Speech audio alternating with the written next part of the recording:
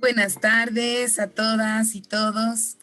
Nuevamente nos encontramos gracias a el proyecto Diálogo y Apoyo Colaborativo de la Cooperación para el Desarrollo de la Embajada Suiza en Bolivia, implementado por Solidar Suiza, y les damos la bienvenida a este nuestro tercer encuentro del ciclo de webinars Diálogos sobre Innovación Social para ONGs y redes de ONGs bolivianas, coorganizado con Futuralab.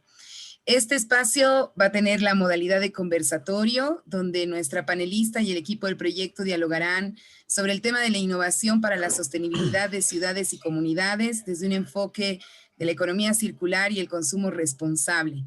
Las y los invitamos a plantear sus dudas y comentarios en el chat durante la conversación para que luego del intercambio podamos responderlas, y les solicitamos que durante la misma puedan mantener sus micrófonos en silencio y, de ser posible, sus cámaras encendidas, así nos encontramos más cerca. Muchas gracias a todas y todos. Les cedo la palabra a Silvia Salinas, directora estratégica de Futuralab. Muy buenas tardes, es un gusto volverlas y volverlos a encontrar en este espacio que ya se ha hecho como parte de los martes de cada semana, y pues gracias por acompañarnos, y una bienvenida muy especial a Albina Ruiz Ríos. Muchas gracias a Albina, de verdad es un gran privilegio y un honor, como verán ustedes del breve currículum que voy a compartirles ahora, tenerte esta tarde, esta noche con nosotros. Bueno, yo voy a presentar a Albina. Ella es ingeniera industrial de la Universidad Nacional de Ingeniería, ella es peruana, con estudios de segunda especialización en Ingeniería Sanitaria de Residuos Sólidos de la Universidad Nacional de Ingeniería y maestría en Ecología y Gestión Ambiental de la Universidad Ricardo Palma. Doctora en Ingeniería Química en la Universidad Ramón Llull de España, con especialización en Gestión Pública por la Universidad de la Rábida, también en España, en Residuos Sólidos Peligrosos por la Universidad de Basilea, Suiza, y en Desarrollo Sostenible por la Universidad de Berkeley de los Estados Unidos.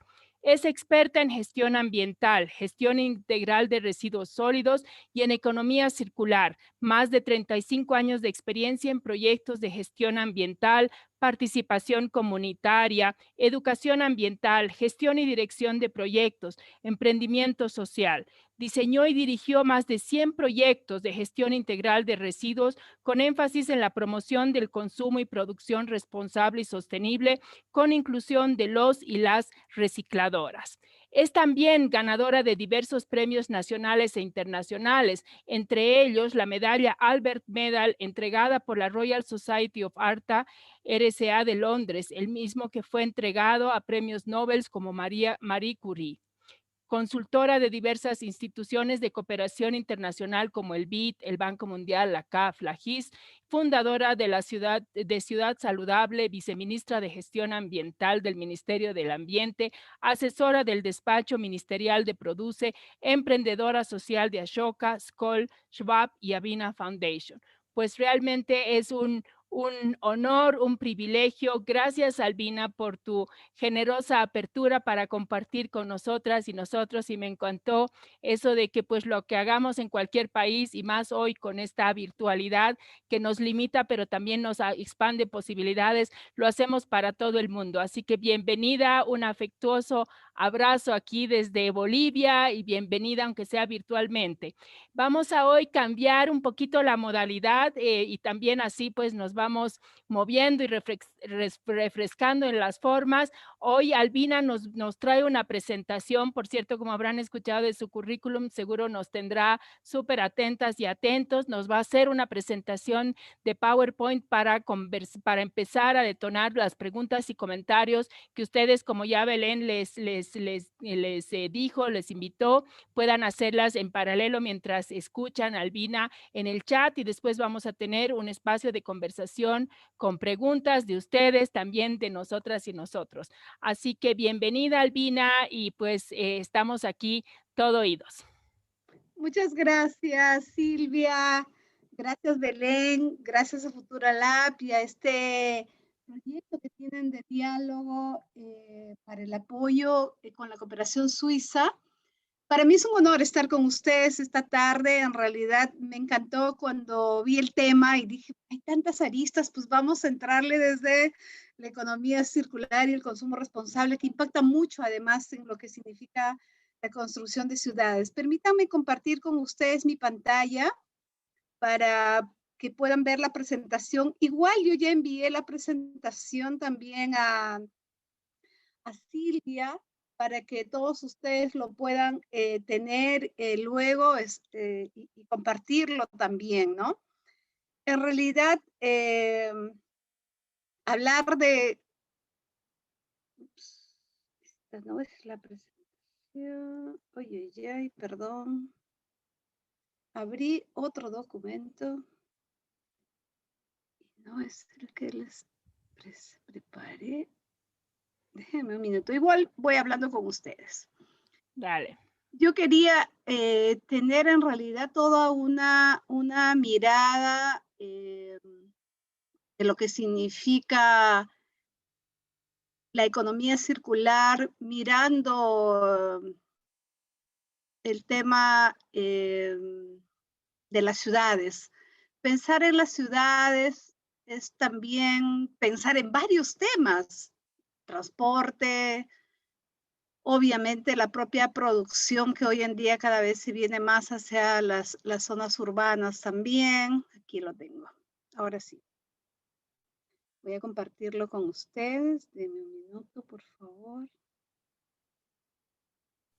Creo que tienes que dejar de compartir y volver a Para compartir. entrar con Sí, la para... otra. Sí, Vale. sí. Gracias. Esta es. Que tengo tantas presentaciones luego. Ahora sí. Este es el tema que hoy día preparé para ustedes y en realidad lo que quería era mirar un poquito los desafíos. Tenemos desafíos a nivel mundial y de hecho el actual contexto geopolítico nos indica un reto importante que se nos viene a nivel global, a nivel de planeta, es el crecimiento de la población. Definitivamente la población sigue creciendo, pese a que hayan podido tomar algunas medidas en países como la China, como Japón, limitando el número de hijos o limitando la edad de parir de las mujeres, como el caso de Japón, que el límite es 35 años. Sin embargo, el crecimiento de la población va en ascenso y de hecho, cada vez más la gente estará viviendo en ciudades, en zonas urbanizadas, lo cual preocupa también porque en el campo se produce la alimentación, mucha de la alimentación de las ciudades.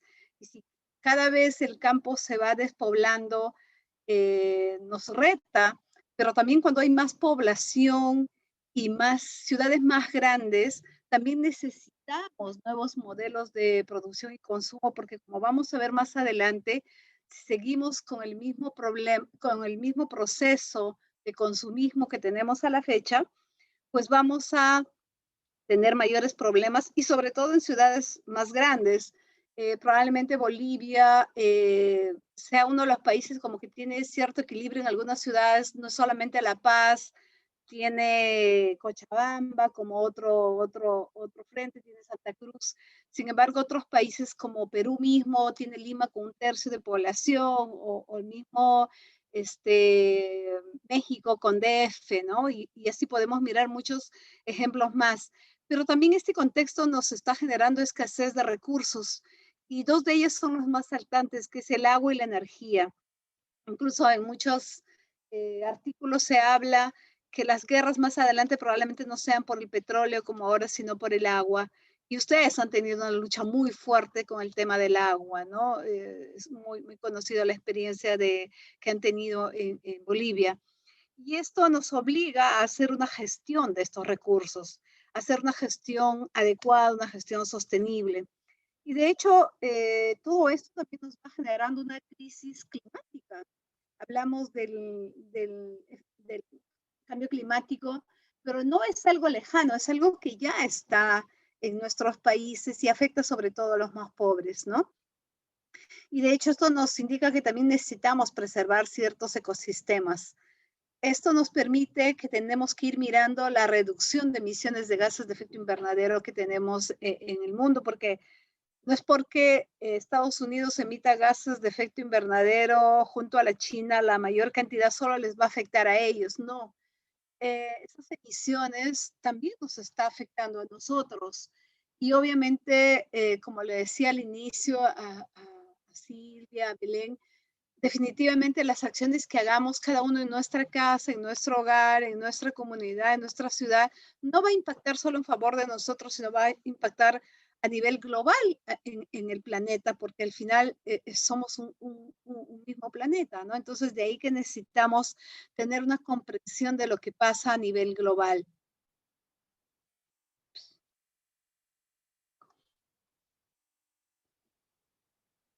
De hecho, ya Naciones Unidas nos señala que hacia el año 2050 estaremos llegando a 10.000 millones de personas. Por eso es que ahora estamos volviendo a hablar que las metas de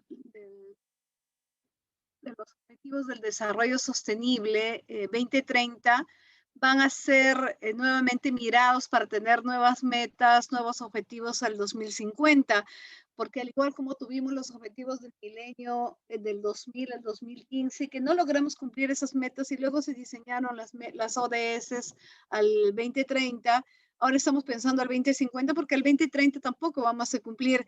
Entonces, eso también nos indica que los países a nivel de gobiernos, de sociedad, tenemos que mirarnos para decir, chuta, ¿qué está pasando? O sea, ¿por qué tenemos que seguir cada vez trabajando nuevas metas porque no estamos cumpliendo las que nos vamos poniendo y van pasando las décadas, ¿no? Ya hablé esto de que en realidad la población actualmente ya reside más de la mitad en zonas urbanas.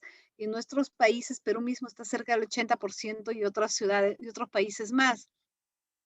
De hecho, este escenario va a demandar, cuando hay más población, pues necesitamos más agua, más energía, hay que producir más alimentos para todos y las industrias que se van asentando para brindar esos servicios también requieren de estos recursos y si no hacemos un uso racional, pues vamos a tener mayores problemas, ¿no?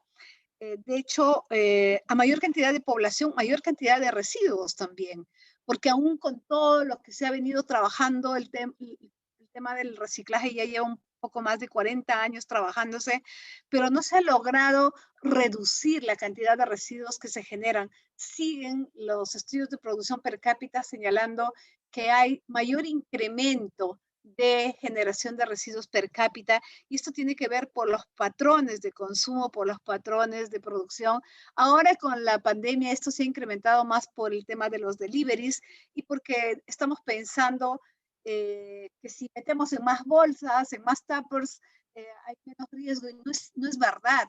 O sea, qué mejor que pongan en lo tuyo, en tu propia bolsa, en tu propia canasta, en tus propios tuppers, porque es mejor, pero no se está entendiendo, ¿no? Y entonces esto genera desigualdades, genera conflictos socioambientales y obviamente genera crisis en la propia convivencia, ¿no? Entonces necesitamos mirar eso. Y cuando miramos la situación actual de los recursos, de hecho cada vez más son escasos, esto conduce obviamente, ¿cómo lo gestionamos? ¿Quién lo gestiona?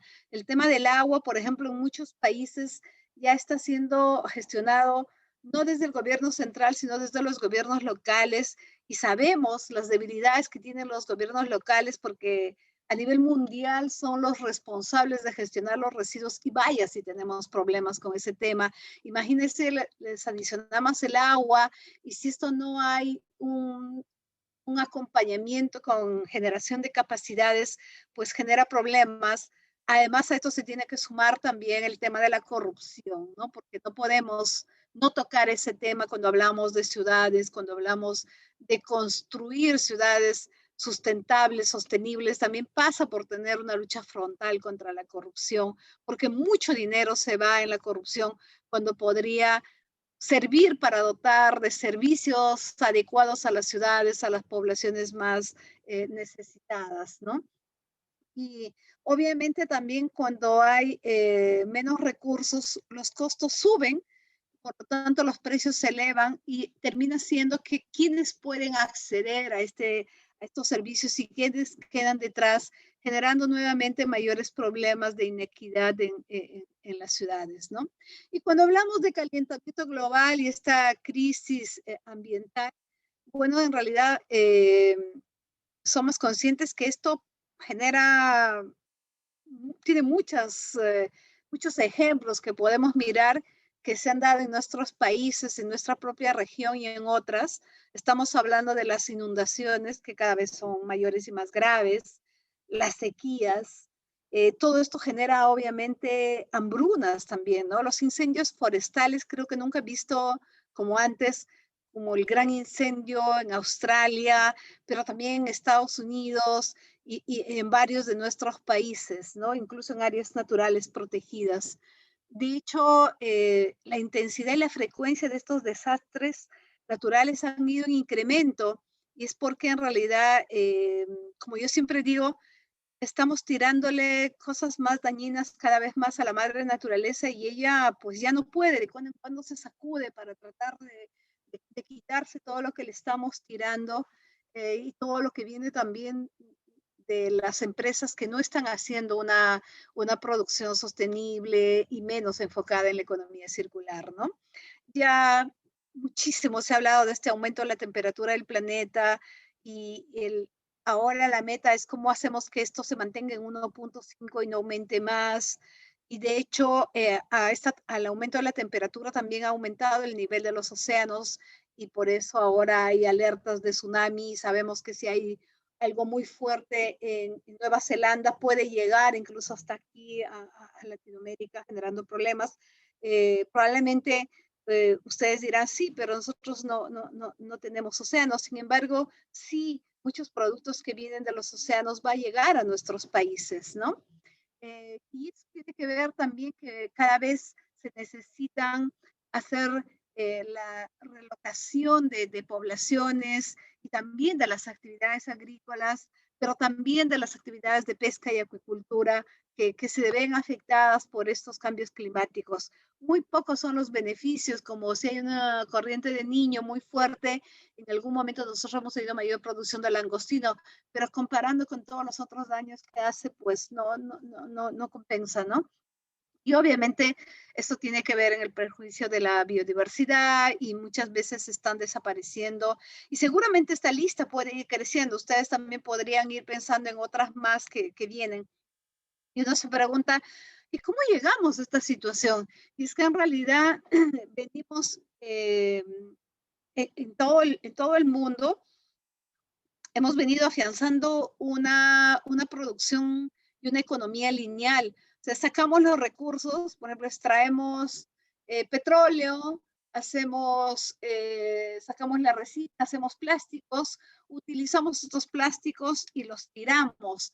No estamos recuperando la totalidad y porque además muchísimos productos que se ponen en el mercado, los envases y los embalajes no se pueden recuperar, no se pueden reciclar porque no tenemos tecnología o porque recuperar es mucho más caro que tener otra vez la materia virgen. Entonces ahí esta mirada de sacar los recursos, de producir, de consumir y descartar, pues tiene que cambiar, porque además la disposición final de estos residuos, como es en mismo Bolivia, muchísimo todavía está yendo a botaderos a cielo abierto, y estos botaderos a cielo abierto obviamente causan impacto en suelo, agua, aire, en paisaje, pero incluso muchas veces, a pesar de haber hecho inversiones grandes en infraestructuras, no son bien manejados los rellenos sanitarios y terminan convirtiéndose en botaderos como el de Cochabamba y otros más que pude visitar y que después se tienen que hacer nuevas inversiones para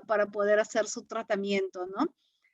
¿Cuál es la respuesta? A nivel mundial hay una serie de iniciativas, ¿no? Está, por ejemplo, el Acuerdo de París, que se firmó en el 2015 y por eso en París, y por eso se llama el Acuerdo de París, y que fue trabajado previamente en la COP20 cuando fue sede Perú en el 2014. Y este acuerdo es sobre todo de lucha contra el cambio climático. Pero también está la Agenda 2030, que ya les dije de los objetivos del desarrollo sostenible y que tiene objetivos muy claros dirigidos por ejemplo, a la producción y el consumo responsable. Está también el Pacto Global por el Medio Ambiente que lo propuso el presidente Macron de Francia. Y están las estrategias de economía circular Y si bien es cierto, el concepto no es nuevo, porque tiene muchas décadas, sin embargo, se empieza a discutir a raíz de que el World Economic Forum, a partir del 2017-2018, pone como tema medular en las discusiones que tienen en Davos, ¿no? Entonces, a partir de ahí se ve la necesidad también de que los gobiernos empiecen a asumir estrategias de gobiernos de economía circular. De hecho, la Unión Europea nos señala que un primer paso es cómo hacemos que estén presentes en nuestras normas, en nuestras leyes. Y así nosotros, por ejemplo, en Perú en el año 2016, que modificamos nuestra ley de gestión integral de residuos sólidos, el decreto legislativo 1278, ya incluimos como un principio, el principio de economía circular. Y de hecho, cuando uno se pregunta, ¿y qué hacemos como ante esta situación que hemos visto, que les he descrito, y que seguramente ustedes lo han visto muchas veces en fotos, en anuncios, en las noticias, pues necesitamos cambiar el modelo de producción y consumo. Sabemos que no podemos continuar como estamos. Necesitamos hacer cambios realmente ahí, que tengamos, hablamos mucho del desarrollo sostenible, el equilibrio entre estos tres pilares, ¿no? Lo social, lo económico, lo ambiental, pero necesitamos hacer mucho más todavía, ¿no? De hecho, necesitamos también hablar de gobernanza, de liderazgo, de estos enfoques sistemáticos, holísticos. Hoy hablamos de enfoques ecosistémicos, incluso para hablar en la producción, en la pesca, en la acuicultura, en la agricultura, ¿no? Entonces necesitamos también ir preparando a nuestros funcionarios, a nuestros líderes políticos, porque terminan siendo nuestras autoridades locales, regionales, nacionales, y necesitan tener esa visión para que en realidad se generen grandes cambios en nuestros países y en el planeta. Y de hecho necesitamos seguir trabajando muchísimo en formación y difusión.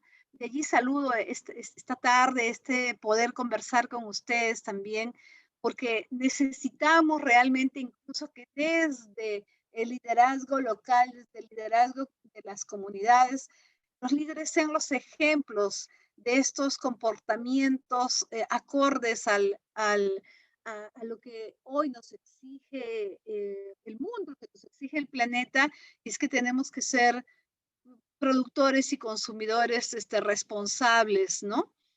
Y de hecho también es importante que hablemos de la presencia muy fuerte de tres generaciones, ¿no?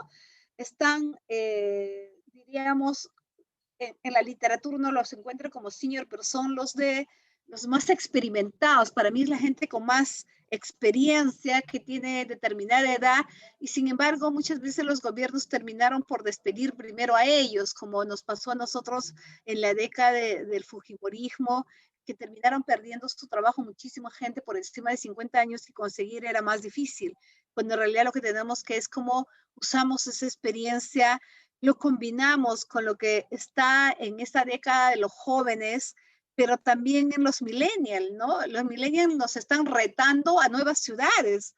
Hoy en día los millennials ya no sueñan con tener la casa propia, sueñan con compartir espacios con otros jóvenes, incluso desde los propios arquitectos que diseñan las casas, las ciudades.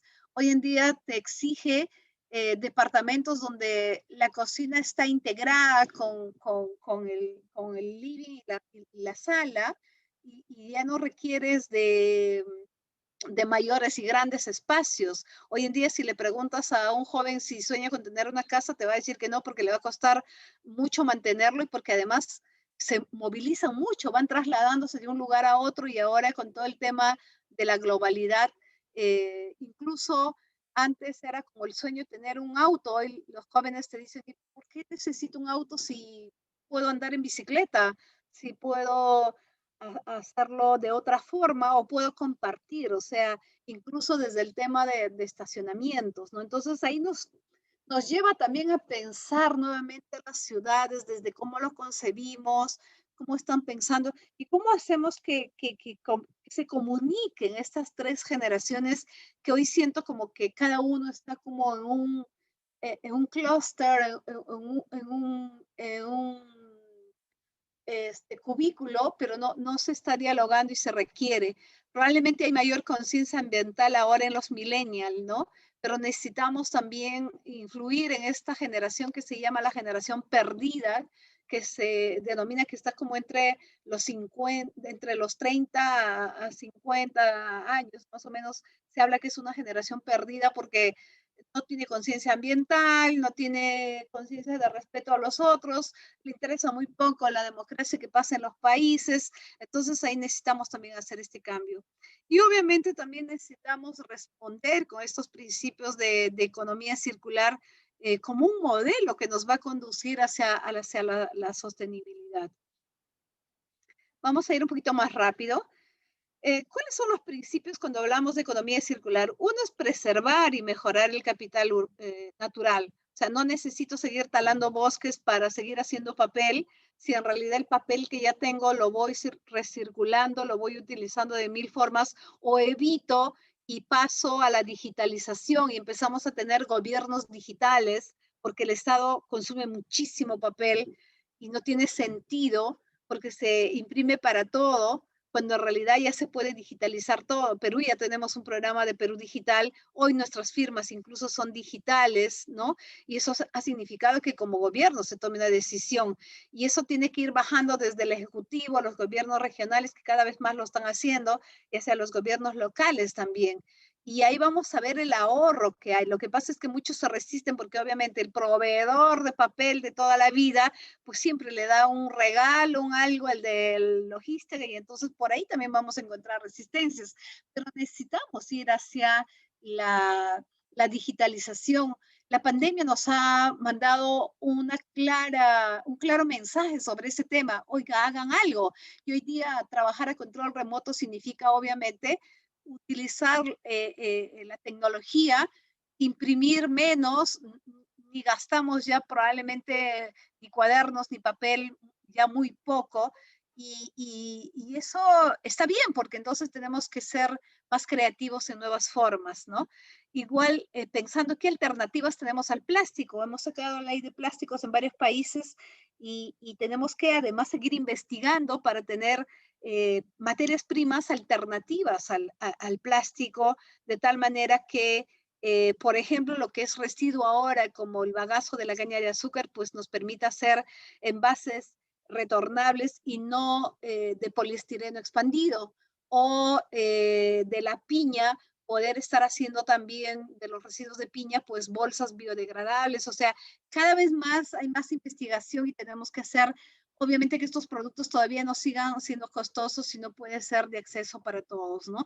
Y esto significa que el empresario también piense cómo optimizo estos recursos, o sea, el objetivo de los empresarios tiene que ser cómo hago que no tenga yo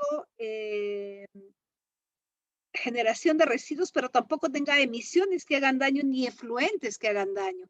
Entonces necesitamos mirar el rendimiento de estos recursos, cómo recirculamos el agua, cómo hacemos que nuestras emisiones no afecten al aire, cómo hacemos de no generar residuos y si generamos que estos sean materia prima para otros productos.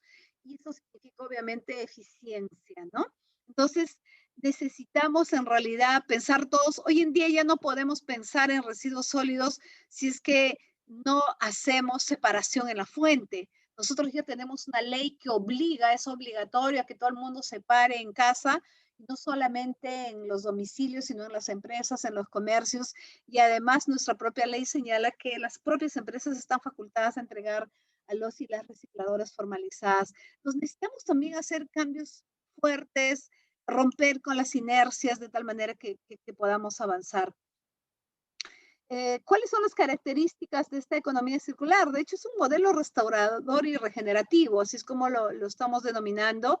Y obviamente lo que buscamos es cómo estos recursos naturales mantienen su valor o los materiales o componentes de un producto, por ejemplo, de un vehículo, pues no se destruyen como tal, sino se pueden reutilizar muchas veces, pero podemos pensar lo mismo, nuestras planchas antes para planchar la ropa, pues podíamos nosotros mismos repararlos. Hoy en día mayormente nos viene de la China y es un único armatoste que si se malogra ya no sabes qué parte lo puedes cambiar. Entonces necesitamos repensar y volver atrás, ¿no? Y obviamente esto significa pues sistemas holísticos, no solo a nivel de las empresas, sino a nivel del Estado, pero también a nivel de la sociedad civil, ¿no? O sea, necesitamos todos involucrarnos en esto. Y obviamente este modelo de hecho defiende lo que significa la sostenibilidad ambiental y sobre todo, como venimos hablando en este momento de la globalización. De hecho, tenemos áreas críticas donde aplicar esta mirada de economía circular. Se estima, Naciones Unidas señala que más del 10% de los 7.500 millones de habitantes que tenemos en este momento no tiene acceso regular a alimentos, o sea, 10%, o sea, estamos hablando de millones de personas, ¿no? De hecho, existen muchas zonas de emergencia por hambre, hay muchos niños, miles de niños muriendo cada día. Esto debido, obviamente, no solamente a desastres naturales, sino también a las guerras que se van generando. Y esto genera también, cuando hay violencia, hay muchas migraciones, hay zonas de refugio que viven en condiciones realmente muy preocupantes, ¿no? Y obviamente cuando hay migraciones por guerras, por conflictos armados, por problemas de desastres, obviamente empieza a haber también desabastecimiento y menos producción, ¿no? Entonces necesitamos también mayores infraestructuras para procesar, pero para conservar, para distribuir de tal manera que no se pierdan. Casi todos nuestros países ahora tienen leyes sobre bancos de alimentos de tal manera que antes de que se venzan los plazos, pues se puedan distribuir a la gente con hambre y no generar residuos, ¿no? El propio Papa lo señala en su Lautaro. Y de hecho, enfrentamos el gran reto de alimentar a estos cerca de 10.000 millones al 2050 y también se estima que a nivel mundial cada año desperdiciamos más del 30% de los alimentos que producimos. O sea, no es posible. Desperdiciamos más del 30% y sin embargo tenemos más del 10% que se muere de hambre. Entonces algo no está lógico, algo no está pasando y seguramente a ustedes también les llena de rabia cuando alguna vez hacen grandes eventos en un hotel 5 estrellas y tú ves que en el desayuno hay un buffet que nadie se va a comer todo eso, por Dios, y luego lo que hacen es tirarlo, se convierte en residuos y no estamos viendo otros sistemas de que la gente pueda, con anticipación tú puedes dejar listas de menús en las habitaciones y que ellos digan que quisieran, de tal manera que solo se prepara lo que van a necesitar. O sea, necesitamos realmente repensar todo, ¿no? Y no seguir haciendo la industria del despilfarro. De hecho, otra área crítica es el tema de residuos, eh, por la cantidad, por la variedad. Tenemos graves problemas todavía en nuestros países, sobre todo con los residuos peligrosos y muchos de ellos, la gran mayoría de establecimientos de salud, porque de alguna manera tenemos algunas leyes para los residuos industriales, pero no para todos. Por ejemplo, los residuos de la construcción todavía no están normadas, no hay muchas escombreras, pero más que pensar en escombreras también tendríamos que pensar cómo valorizamos estos residuos de construcción y de demolición. Igual tiene que ver con las compras públicas también, porque muchos hospitales compran muchísima cantidad de sueros. Es increíble que no todos los envases de los sueros se pueden reciclar. No todo se puede reciclar, entonces, ¿por qué las compras públicas no benefician comprando solamente a aquella marca o tipo que sí se puede reciclar? Entonces, de esa manera también exigimos al productor, pero aquí nuevamente hay otra vez corrupción, porque muchas veces hemos encontrado nosotros hospitales donde el suero que se puede reciclar, su costo es menor del que no se puede reciclar. Entonces, ¿qué está pasando ahí, no? Y de hecho, invertimos muchísimo dinero en grandes infraestructuras de disposición final, cuando en realidad a disposición final debería ir la menor cantidad posible. Todo lo orgánico que está por encima del 50% debería ir a plantas de valorización para compost, para humus, para alimento para animales menores, para biogás, y todo lo que es reciclable debería volver al sistema. Y si tenemos leyes de responsabilidad extendida al productor, donde tengamos como bienes priorizados, por ejemplo, envases y embalajes, pues sabremos que no pueden tener envases o embalajes con productos que no se pueden ni reciclar o donde no hay una tecnología instalada en el país. Entonces necesitamos también caminar hacia eso a nivel global y nuestras localidades. De hecho, yo quería compartir con ustedes algunas reflexiones que tenemos cuando discutimos todo este tema en torno a la economía circular. Y es que cuando hablamos de residuos, el residuo ideal realmente es aquel que no se genera. O sea, si yo llevo mis canastas cuando voy al mercado, nosotros vamos incluso con tuppers, no sé cómo lo dicen ustedes, pero ahí podemos colocar el pollo, el pescado y no pedimos bolsas. Si vas a ir a comprar a un restaurante porque vas a celebrar en casa, qué sé yo, ve a comprar tu pollo a la brasa o tu comida llevando tuppers o ollas que te lo pongan ahí, no traigas envases en realidad que además generan graves problemas al ambiente como es el poliestireno expandido, ¿no? De hecho, un residuo es un recurso situado en un lugar equivocado, decimos nosotros, porque para mí puede ser un residuo, no sé, la lata de la leche que estoy tomando, pero es un residuo si lo pongo en el tacho de residuos comunes, pero si lo pongo en el tacho de residuos reciclables, ya no es un residuo, está volviendo al sistema productivo. Y de hecho, los residuos son recursos que pueden ser aprovechados si es que aplicamos la economía circular y no deberíamos generar residuos que no se puedan volver al sistema, ¿no? De hecho, hay algunos objetivos del desarrollo sostenible ligados sobre todo al tema de las ciudades, de los residuos. Está el objetivo 11 que tiene que ver con ciudades y comunidades sostenibles, y ahí hay obviamente metas definidas.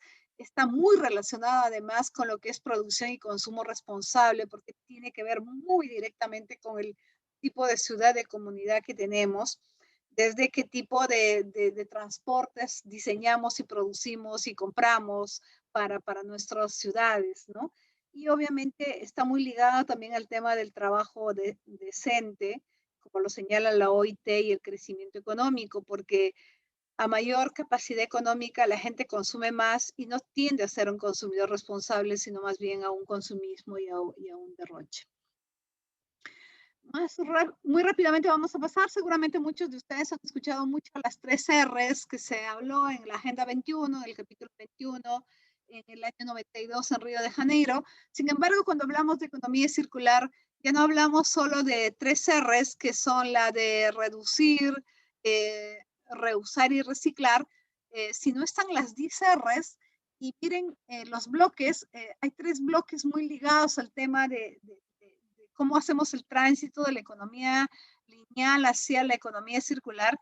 Y en la parte primera está el uso y fabricación más inteligente del producto. Y ahí hay una primera R, como ustedes ven, que es la de rechazar, luego está la de repensar y la de reducir, lo vamos a ver con más detalle. Y un segundo bloque que está en extender la vida útil del producto y sus partes, donde está el tema de reusar, que no es lo mismo que reutilizar. Y está en un último bloque que es la aplicación útil de materiales, y ahí está reciclar, o sea, no está arriba cerca de la circularidad. Entonces eso nos lleva a repensar también. Y el tema de recuperar, como es el tema de que lo están haciendo algunas cementeras y están en algunas leyes incluso, ¿no?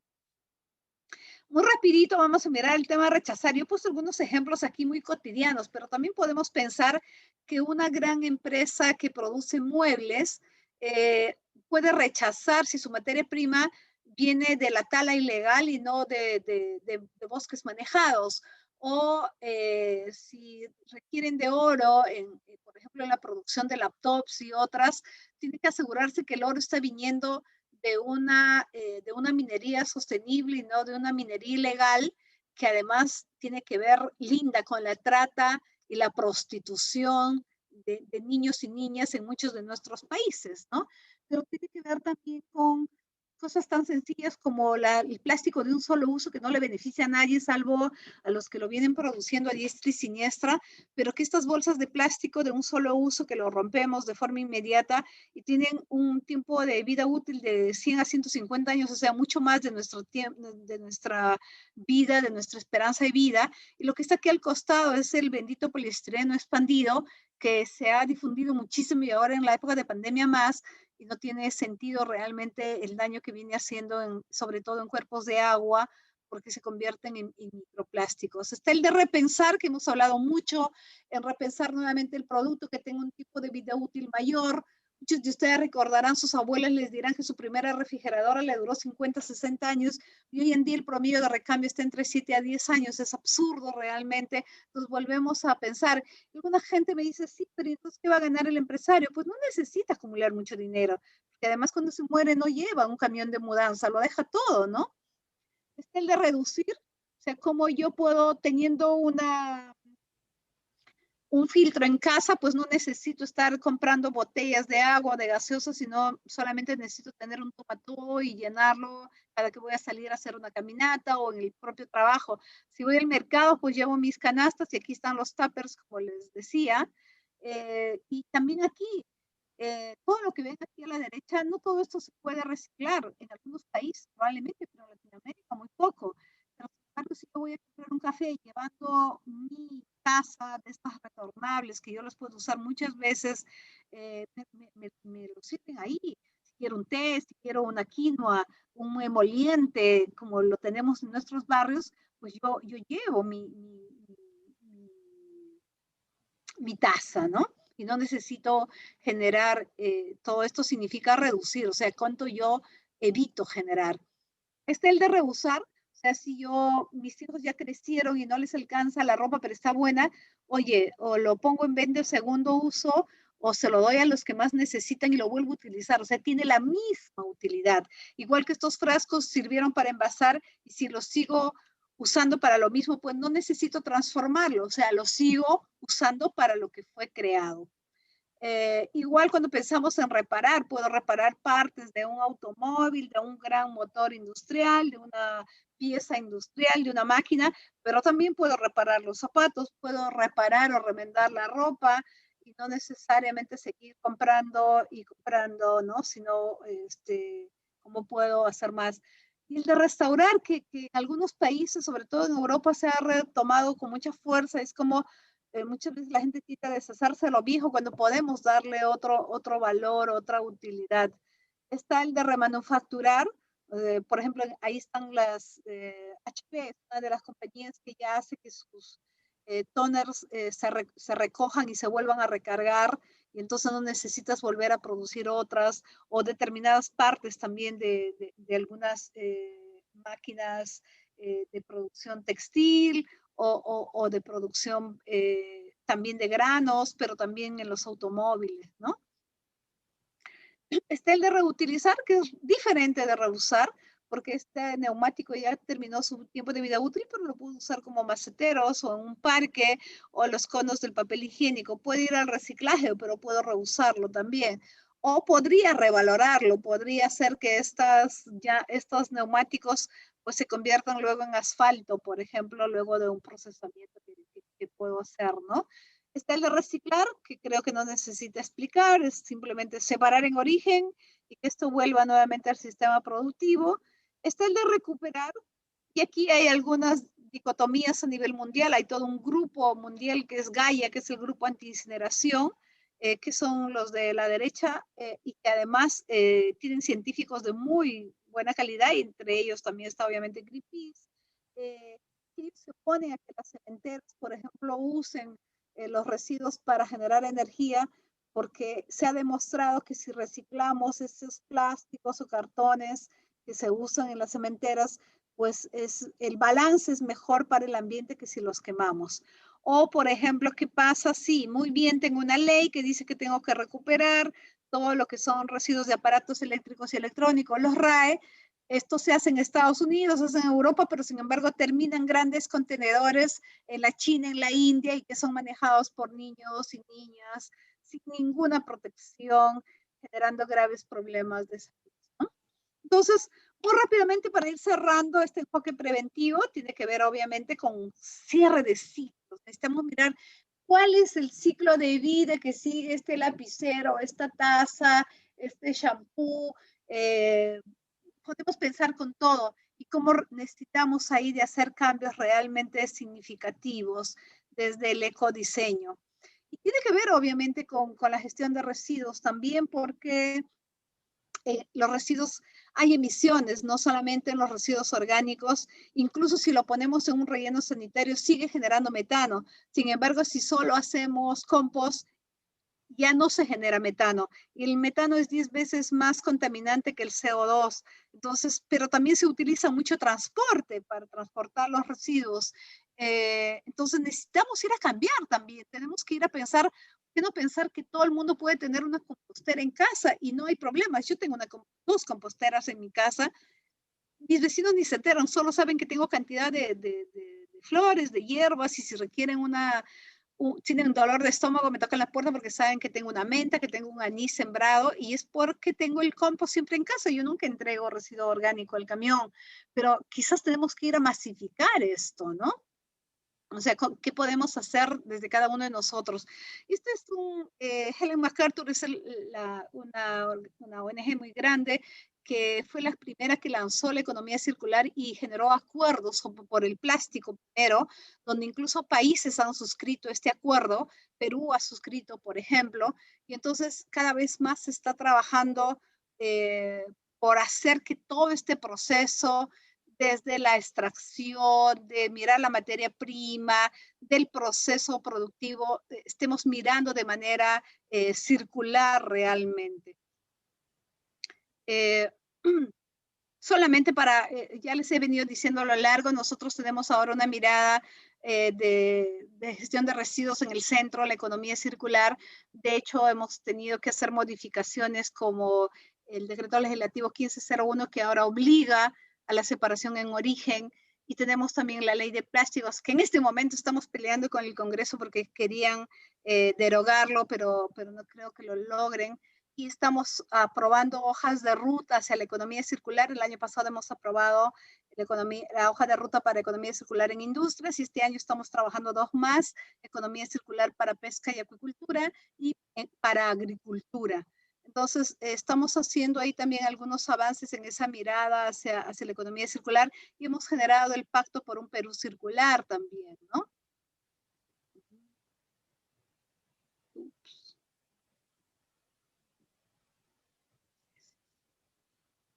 Entonces, estos son solamente para saber los puntos fuertes que tenemos que mirar en residuos, como es detener la disposición final incontrolada o hacer la gestión adecuada de estos residuos peligrosos, sobre todo de establecimientos de salud, porque tenemos leyes, pero aún no se están cumpliendo a cabalidad.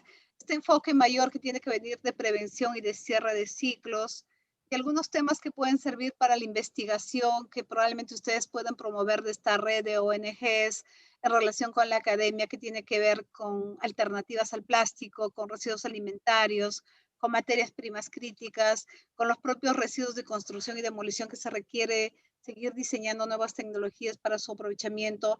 El tema de biomasa y biomateriales, que no tiene que ver solamente con los residuos de agricultura o los orgánicos de casa, sino también con los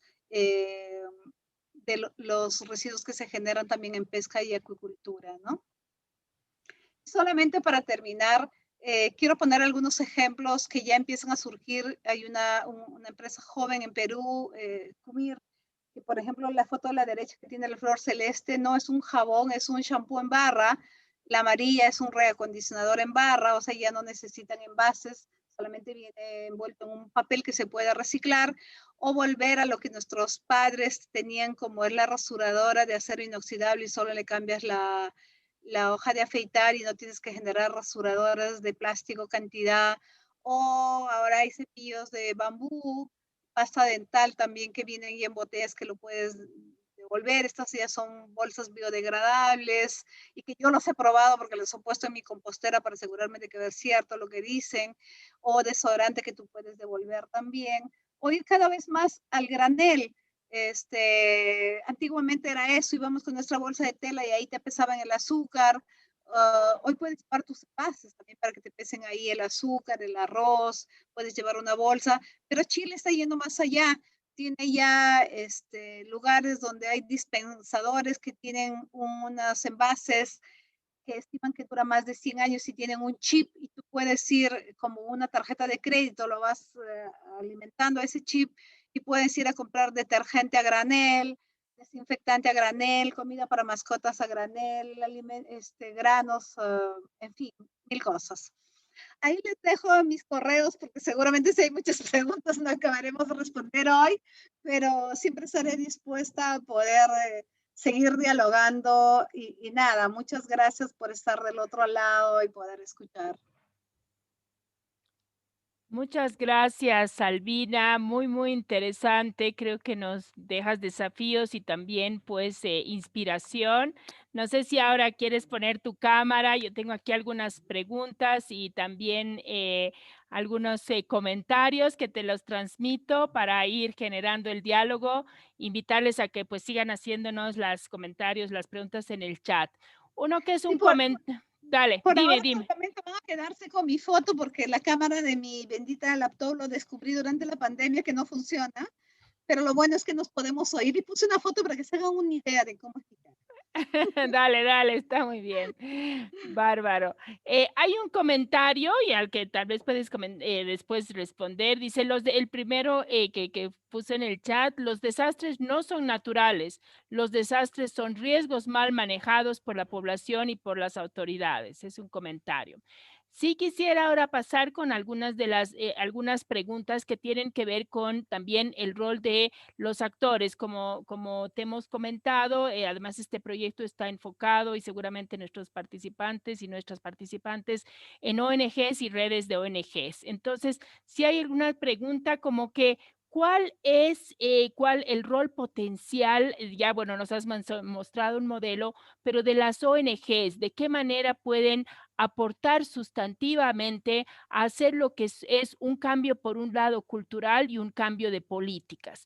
Y en este sentido, del cambio cultural, voy a aprovechar, así te hago como un paquetito de preguntas para que nos puedas comentar. Hay dos preguntas sobre el tema del cambio cultural y el cambio en la educación. Hay una pregunta un pedido de algunos ejemplos de cómo incorporar en la currícula escolar y en las políticas de educación la economía circular y la reducción de residuos sólidos. Y la otra pregunta que tiene que ver en la otra lista de política pública y de hoja de ruta es que, pues alguien dice, es muy interesante que tengan una hoja de ruta, sería pues súper bueno poder conocer la experiencia de la elaboración y seguimiento de la misma y un poco las lecciones aprendidas de ese proceso. Entonces, te dejo con las dos preguntas más concretas, pero para que puedas comentarnos tanto lo que es la transformación cultural, el rol de las ONGs y el tema de la incidencia y la política pública, el tener una hoja de ruta. Sí, muchas gracias. Bueno, en realidad, desastres naturales, hay algunos que siguen siendo naturales, como un sismo muy grande, un terremoto muy grande que te va a generar grandes impactos tirándote las casas al piso o destruyendo infraestructura vial, por ejemplo. Y definitivamente hay otras que son consecuencia del cambio climático, por ejemplo, el incremento de temperatura y que esto incrementa también el caudal en los océanos, o la mayor presencia de plásticos hoy en día en los océanos que hacen que haya mayor muerte o desaparición de ciertas especies. Sí, es una y otra. Definitivamente muchas son consecuencias de nosotros, de la humanidad. Y ahí yo creo que las ONGs sí hay un rol muy importante porque las ONGs pueden hacer incidencia en políticas públicas. Y en realidad la única forma de acelerar los cambios es haciendo incidencia en políticas públicas. Necesitamos realmente que desde el Estado se generen no solamente las leyes, sino las formas de cómo los implementamos. Yo siempre digo, igual como tenemos emprendedores sociales y tenemos emprendedores empresariales, necesitamos también emprendedores públicos. Yo creo que las ONGs tienen que también empezar a pensar en programas de formación de emprendedores públicos, de liderazgo público. O sea, que el trabajador de un gobierno local, de un gobierno regional, de un gobierno nacional, se sienta orgulloso donde está. Y tenemos que ir a generar programas de innovación, Nosotros ahora en producción, bueno, yo con mi locura llegué con tantas cosas y felizmente estamos logrando hacerlo y queremos dejarlo aprobando. Estamos diseñando un programa de innovación pública. O sea, cómo retamos a que cada trabajador del Estado se convierta en un innovador y no simplemente se siente de manera mecánica cumplir un rol, sino, oiga, ¿por qué no piensas si tú estás del otro lado, qué esperarías encontrar cuando vienes a hacer un trámite, cuando vienes a tramitar algo? Entonces eso va a retar a que ese funcionario que está del otro lado empiece a pensar, oye, sí puedo hacer de diferente manera, puedo cambiar, aquí puedo cortar tiempos y puedo ahorrar dinero y puedo hacer que el ciudadano se sienta mejor atendido. Entonces, yo creo que las ONGs tienen ahí tenemos muchos retos ahí, tenemos muchos retos, ¿cómo hacemos para acercarnos?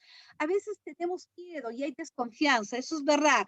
El Estado desconfía de las ONG, desconfía de la empresa, el empresario desconfía de la ONG, desconfía del Estado, pero la ONG y la sociedad civil también desconfía del Estado y desconfía de la empresa.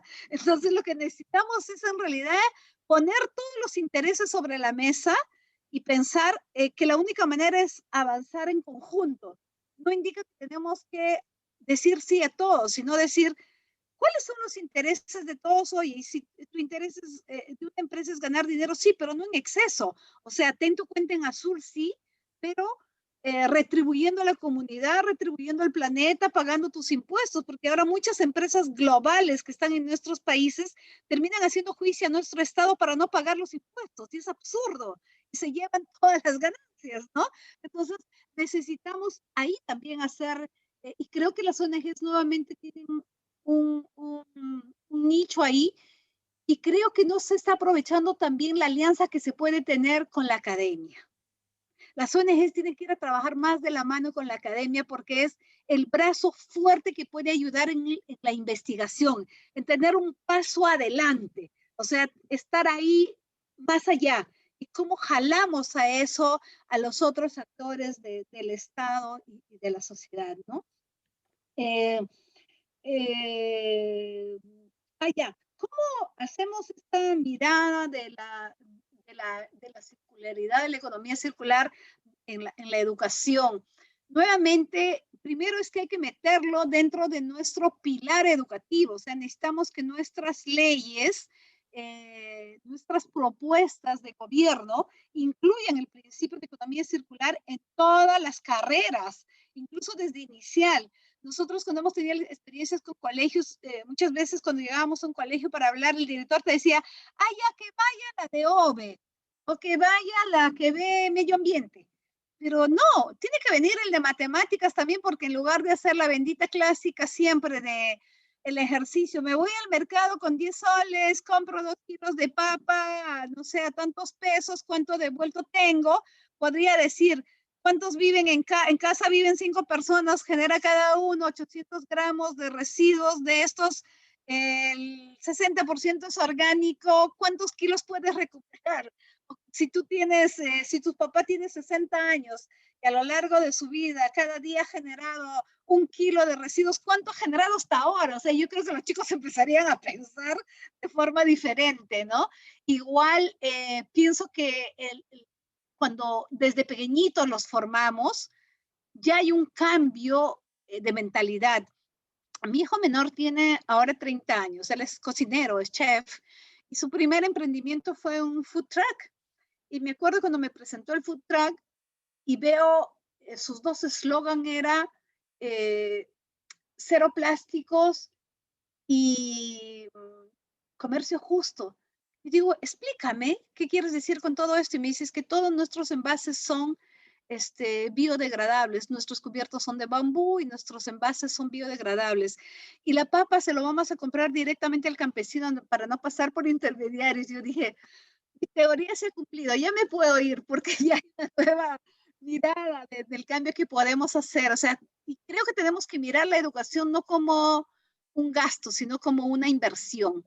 Cuando miremos la educación como una inversión, nuestras generaciones van a ir cambiando. O sea, necesitamos en realidad personas, comunidades preparadas, no tenemos que esperar que las nuevas tecnologías los descubran solamente en Estados Unidos, en Europa. Nosotros tenemos gente muy capa para hacer estas innovaciones, pero necesitamos que se ponga recursos para invertir y promover la investigación desde niños, o sea, que haya fondos en los colegios que puedan los chicos empezar a investigar y que les nazca, y también empezar a pensar que la parte científica no es solamente de hombres, también es de mujeres, y que necesitamos mirarlos con igual nivel a niños y niñas, o sea, necesitamos como ir generando, se están dando estos cambios, pero que necesitamos como acelerarlos, avanzar, y hacer que esto fluya y caiga. Nosotros empezamos aprobando nuestra política nacional, por ejemplo, de educación ambiental con esta mirada. Luego hemos pedido ahora que todas las municipalidades están obligadas a elaborar su plan Educa, que incluye el tema de residuos, incluye el tema de relación con la comunidad, pero ya están obligadas. Y el Ministerio de Economía les da un dinero extra si es que lo hacen, y si no lo hacen, ese dinero no lo reciben. Entonces es como también el Estado, como reparte el presupuesto, puede poner condiciones. Yo te doy, pero si tú implementas programas de separación en origen, si implementas programas de educación, camino hacia la circularidad. Entonces, hay muchas formas que podemos hacer ahí, ¿no? No sé si he dejado algo en el tintero. No, creo que, bueno, vamos a hacer una ronda más de preguntas, y si hay algo más, y bueno, algunas van a quedar como nos has dado la posibilidad de seguirte contactando, y ya reiteramos, gracias por esa generosidad también, que vamos a compartir la presentación, el PowerPoint con quienes han asistido esta noche, Albina, pero sí hay una pregunta, creo que en línea como con lo que decía lo último, o sea, cómo se articulan los 3 niveles de gobierno, y me parece muy interesante también si nos puedes comentar estrategias exitosas como esto último de los incentivos que han funcionado para generar el cambio. O sea, hay varias preguntas, hemos hablado sobre roles de cómo detonar este cambio a distintos niveles en distintos actores. Y en ese sentido del cambio, también hay 2 preguntas que son como desde 2 polos, pero creo que podemos enlazarlas y pedirlas que las comentes, las respondas. Una tiene que ver con todo el tema del sector empresarial, ¿no? Y dice, ¿por qué cree que la responsabilidad social empresarial está muy lejos de ser aplicada? Y cómo se puede trabajar en general con el sector privado, cuáles son algunas experiencias, incentivos o formas de estrategias para también generar transformación en ese lado, en todo lo que es el sector privado.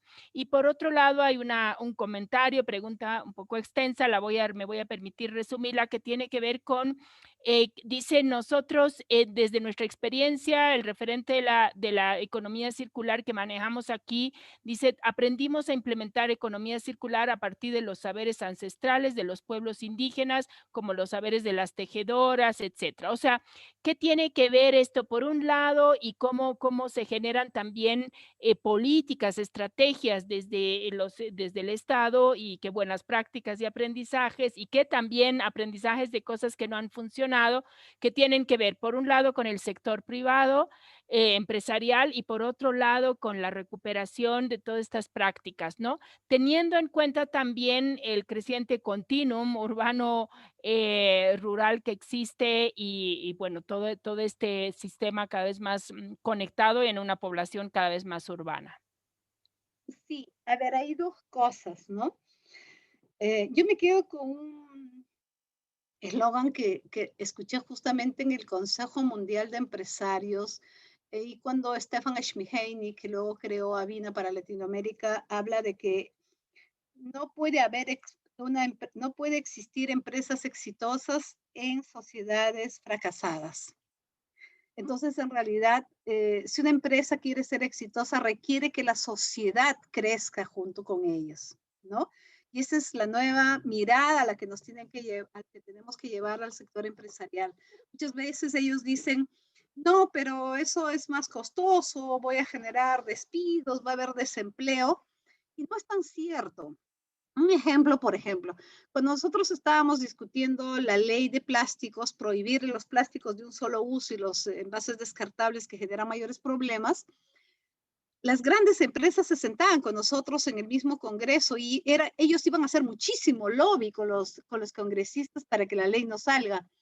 Y ellos decían, no, pero es que necesitamos invertir muchísimo dinero, no puede ser, van a fracasar las empresas. Yo decía, miren el ejemplo de Bangladesh, el país más pobre del mundo, y sin embargo, tiene la ley de plásticos y cambiaron las empresas de plástico por empresas de envases de papel. Y entonces cuando empezamos a discutir, ellos dijeron, bueno, necesitamos una moratoria de 10 años. No, 10 años es mucho, decíamos todos. Pues ellos empezaron a bajar, a sacar sus cuentas y al final transamos en 3 años. Sin embargo, cuando vieron que la ley ya salía, fue increíble. Al año ellos ya tenían su tecnología transformada, ya estaban usando fécula bagazo de caña para para sacar los mismos envases, pero ahora biodegradables. Lo que pasa es que su margen de ganancia va a ser menor. Oye, pero no va a perder. Y no va a necesitar despedir gente, ni tampoco quitarle su sueldo a la gente. Lo que va a necesitar es que haya menos plata en su bolsillo que no va a acabar de gastarlo mientras viva. Eso es verdad. Pero cuando tú tienes claridad como Estado y como sociedad civil, porque ahí sí fuimos todos, mire, habían 14 proyectos de ley de todo lado que logramos que se promoviera y lo logramos hacer. Entonces yo creo que es también como a veces los ciudadanos no somos conscientes del poder que tenemos en nuestras manos como consumidores. Y tenemos que ir a educar a los consumidores. Yo no puedo consumir un producto que sé que está hecho por niños o que está hecho por gente explotada que no le pagan sus derechos laborales o que es por una empresa que está contaminando. Entonces, si nosotros tenemos esa conciencia de consumir lo local, lo que se produce, pero de buena manera, tenemos un poder increíble. ¿Tú crees que esa empresa de shampoo, que es una transnacional, que en Estados Unidos produce en envases que son reciclables, sin embargo, en nuestros países venden sachet y el sachet nunca se puede recuperar y el pobre termina pagando más con el engaño? Puedes comprar tu sachet a $1 o $1, pero ese pobre termina pagando más por la cantidad de shampoo que viene en el envase y que cuesta menos y que muchas veces ni siquiera el envase es reciclable. Entonces, ojo, necesitamos hacer cambios realmente, que el empresario piense también en el pobre y que es mejor que su producto también llegue a ellos, pero al igual precio que al que tiene más. Igual mi pelea también es con el sistema financiero, con las empresas financieras. O sea, ¿por qué los créditos con menor interés es para el que tiene más dinero? Y el de mayor interés es el para el que tiene menos. Entonces, nunca va a salir de la pobreza, pues. Entonces, algo está mal en nuestro mundo. Entonces, necesitamos generar conciencia sobre todo eso también, ¿no? Y me había olvidado de responder sobre este tema de la hoja de ruta. Para nosotros, las hojas de ruta son co-creación. O sea, desde el diagnóstico lo vamos haciendo con todos los actores y hemos logrado sí tener un apoyo de gente que tiene mucha experiencia ahora, sobre todo en la pandemia, donde los talleres ya lo hacemos por internet, de tal manera que sean participativos. Y hay una serie de herramientas tecnológicas como el Miro y otras más que te permiten ir de plenaria a grupos y automáticamente los derivas y puedes, y hay pizarras informáticas que apenas alguien va opinando, tú ya le vas poniendo en la pantalla. O sea, estas nuevas formas nos tienen que llevar a co-crear también, que es lo que estamos usando nosotros ahora en la co-creación, de tal manera que cuando ya lo sacamos a prepublicación, ya son solamente para afinar porque ya lo hemos co-creado con ellos y con ellos definimos los indicadores, porque también cuando hay cambio de gobierno a veces el que viene deja atrás todo lo que se ha hecho, pero si lo haces en co-creación con los gremios de los propios, hablando en este momento que estamos trabajando, por ejemplo, con los gremios de acuicultores, pequeños, medianos, grandes, o con los pescadores artesanales, los industriales, pero los consumidores también, nadie va a echarte atrás eso, ¿no? Y obviamente necesitamos, nosotros estamos aprobando estas hojas de ruta con decreto supremo, donde obliga al sector a hacer informes anuales del avance, por lo tanto estás obligado a monitorear porque ya mandatoriamente ese funcionario tiene que hacer seguimiento de lo que se ha aprobado. Ya no es solamente aprobar para tener un lindo documento, sino te genero también una responsabilidad, ¿no? No sé si dejo algo más en el camino.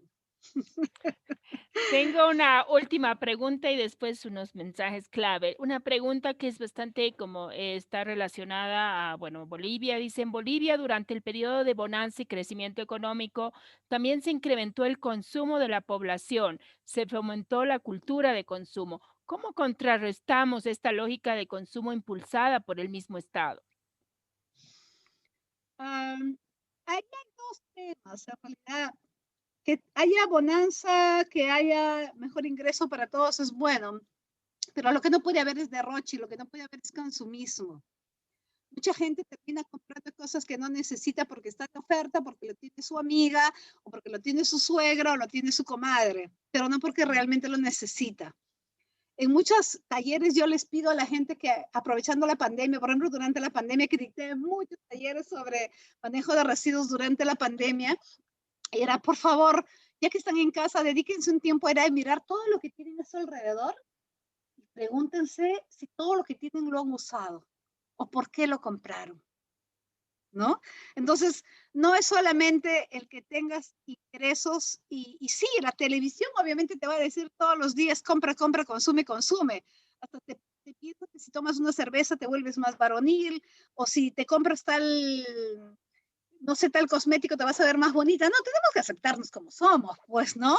Y que te pintes porque a ti te llama la atención, o te cortas el pelo porque tú estás decidiendo, no porque alguien te lo está poniendo todos los días en la televisión. Entonces, obviamente, eso pasa otra vez por educación, otra vez por formar a nuestros niños desde pequeños a tener una autoestima alta, tal como somos, y no queriendo invitar a la jovencita que aparece en los reclames de la televisión, o al jovencito que aparece allí, ¿no?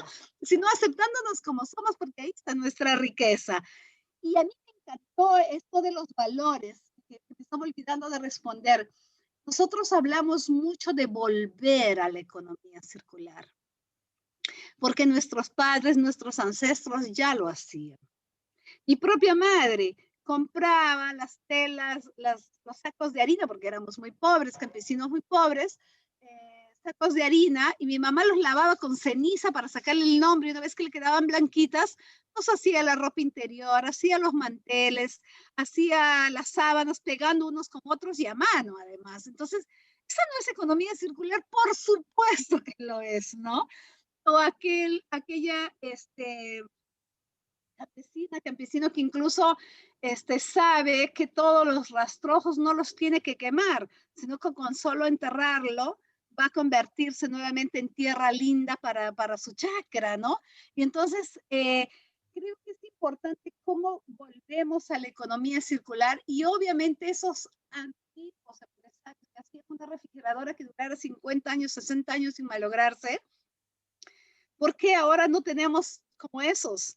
Tenemos que tener nuevamente, pero otra vez tenemos que ver desde los consumidores cómo vamos haciendo ese cambio, y cómo también premiamos y ponemos en vitrina a aquellos empresarios que ya están haciendo el cambio. Cómo les generamos incentivos, y el incentivo no siempre tiene que ser económico, puede ser de reconocimiento. Recuerdo en el año 2004, cuando empezamos en las comunidades a hacer separación de residuos, y lo que hacíamos era que los mejores vecinos en el aniversario del pueblo, en este Carhuaz, por ejemplo, que es en la zona de la sierra, el alcalde en la sesión solemne daba un certificado de buen vecino a los que han cumplido durante todos los días que pasaba, 3 veces a la semana, a recogerse lo orgánico, que nunca fallaron, que siempre lo hicieron bien. Imagínate, ese vecino pues salía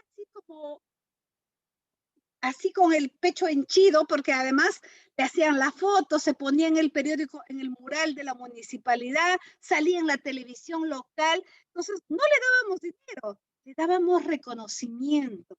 Y entonces, para el siguiente año, teníamos ya no que entregar 20 diplomas, entregábamos 200 porque muchos más ya habían querido ser como los que estaban siendo.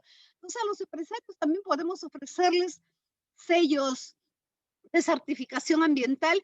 Y ojo con eso, las certificaciones no necesariamente tienen que venir solamente de una certificadora internacional, que cuesta muchísimo y que el pequeño campesino no lo puede hacer, que el pequeño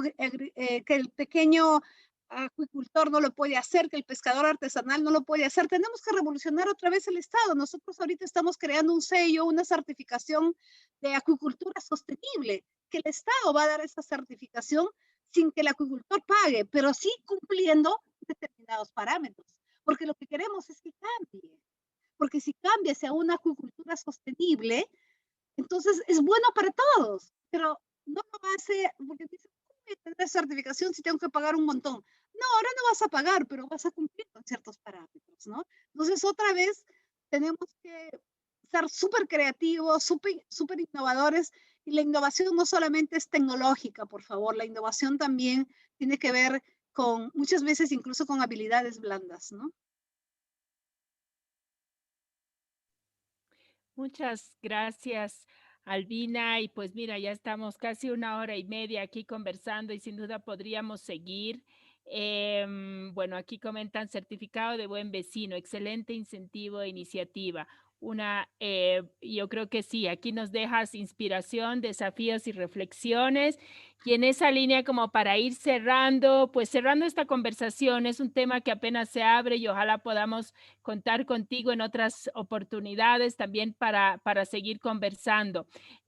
Yo te quisiera pedir 2 cosas. Primero, que si tienes algunas recomendaciones, sugerencias de redes, colectivos, espacios que estén en el ámbito regional, puede ser, bueno, en Perú, en el ámbito más amplio, que sea de interés conectarse, ¿no? El proyecto también busca generar alianzas, tender puentes. Creemos que podemos expandir, digamos, las alas y las posibilidades de intercambio, de aprendizaje y de todo, y que ese es un tema fundamental para seguir creciendo, innovando, aprendiendo, replicando, escalando. Pequeñas y no tan pequeñas también iniciativas y bueno, proyectos. Eso por un lado, y pues por el otro, sí pedirte si nos puedes dar a qué 3 mensajes clave nos dejarías esta noche, con qué quisieras que nos vayamos el día de hoy, esta noche. Sí, a ver, sobre el primero de redes, yo creo que sí o sí, cada ciudad tiene que aspirar a formar parte de esta red mundial de ciudades sostenibles. En esta red mundial uno puede tener ejemplos de ciudades como, no sé, Veneno Seúl en debe ser, o Corea, ácido, ¿no? ¿no? Seúl en Corea, pero también puedo tener de una ciudad pequeñita en Argentina, que ambos, uno probablemente con grandes tecnologías y otro con tecnologías adaptadas, está haciendo el mismo objetivo, el mismo principio.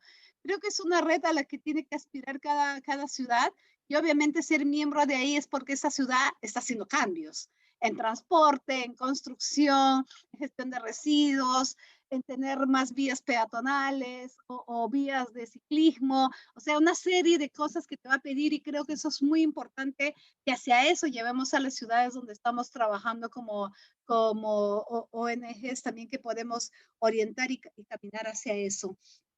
3 mensajes, en realidad más que mensajes, diría reflexiones. Uno primero es que cada uno de nosotros tenemos que predicar con el ejemplo. No podemos ir a querer convencer a alguien que haga algo si nosotros no lo hacemos. O sea, no le pidamos al municipio que implemente programas de separación de origen. ¿Cómo es posible que no lo haga, pero tú no lo estás haciendo en casa? Porque sería diferente que vayas a decirle, oiga, alcalde, yo ya separo mis residuos, pero no están viniendo a recogerlo. ¿Cómo hago? Porque no lo voy a entregar conjunto.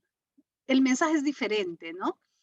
O muchas veces decimos, necesitamos que genere más empleos. Sin embargo, cuando empiezas a mirar, todo lo que tienes puesto ha sido producido en otro país y no estás haciendo el consumo local. Creo que eso tiene que ser una segunda reflexión, consumir lo que producimos. Cuando consumimos lo que producimos, estamos valorando al de al lado.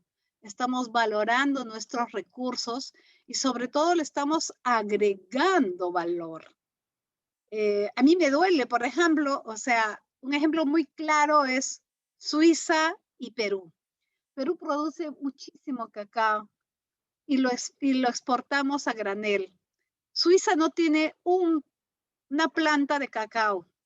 Sin embargo, produce el mejor chocolate y nos vende a precios carísimos, ¿no? ¿Por qué nosotros no podemos agregarle valor? Otra vez está ahí el tema de invertir en tecnología, llevar a que nuestros niños, nuestros jóvenes, todos sean creadores, innovadores potenciales. Y una tercera reflexión es, innovemos el Estado, ¿no? Por favor, vayamos a generar agentes de cambio públicos.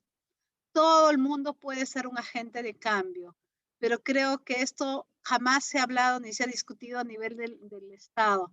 Es importante que allí tengamos agentes de cambio y cuando hablamos de agentes de cambio, no estamos hablando, ya desde el hecho de que sea un agente de cambio, obviamente estamos hablando que debe ser alguien que actúa con ética, alguien que actúa de manera proba, alguien que está siendo innovador, creativo, que está generando cambios. Entonces, pero para eso también necesitamos que esto sea un motorcito también en la sociedad civil, que cada ONG, que cada organización social tenga líderes probos y sean motores de cambio también.